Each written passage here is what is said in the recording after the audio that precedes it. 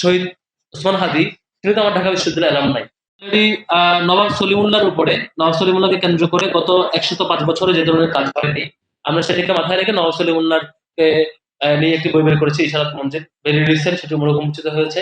সামনে আরেকটি বই আসবে, সেটি হচ্ছে গলরম গেস্টরুমের যে টর্চার, সেই টর্চার যাতে শিক্ষার্থীরা আগামীতে যারা আসবেন তারা লিখনের মধ্য দিয়ে পায় যে ক্যাম্পাসে আসলে কি হতো, সেটা আমরা লিখনের মধ্য দিয়ে আগামী আগামী যারা দাবির স্টুডেন্ট হবে ঢাকা ইউনিভার্সিটি প্রত্যেকের কাছে পৌঁছানোর জন্য আমরা সেটি একটি ম্যাগাজিনের মাধ্যমে সামনে নিয়ে আসছি।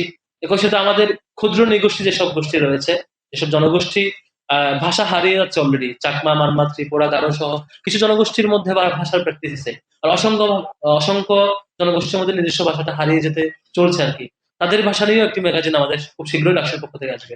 আমরা পুরো দেশকে সবাইকে ধারণ করে এই কালচার এবং এই লিটারেচারের জায়গাটাকে জায়গা রাখার চেষ্টা করছি। তখন আমাদের মাথায় আসলো যে ঢাকা বিশ্ববিদ্যালয়ের কোনো শিক্ষার্থী হয়তো জুলাই গণঅভ্যুত্থানে শহীদ হয় নাই, কিন্তু আধিপত্যবাদের বিরুদ্ধে, ভারতীয় আধিপত্যবাদ এবং আমাদের রাষ্ট্রকে দখল করবার যে সামগ্রিক পরিকল্পনা বিভিন্ন রকমের থাকে, এগুলোর বিরুদ্ধে যে ভয়েস, যে আওয়াজ আমরা শুনেছিলাম, শহীদ ওসমান হাদি, তিনি তো আমার ঢাকা বিশ্ববিদ্যালয়ের অ্যালামনাই, তাকে নিয়ে আমাদের রচনা হওয়া দরকার।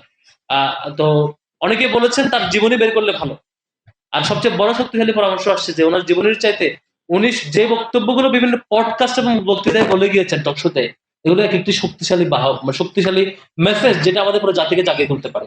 তো আমরা চিন্তা করেছি এখানে ৪৪টা বক্তব্য এখানে আপনারা পাবেন, যেগুলো আমাদের এই বইটাতে, আমাদের এই বইয়ে ডাকসুর উদ্যোগে প্রকাশিত এই বইটি থেকে আমরা সংকলন করেছি।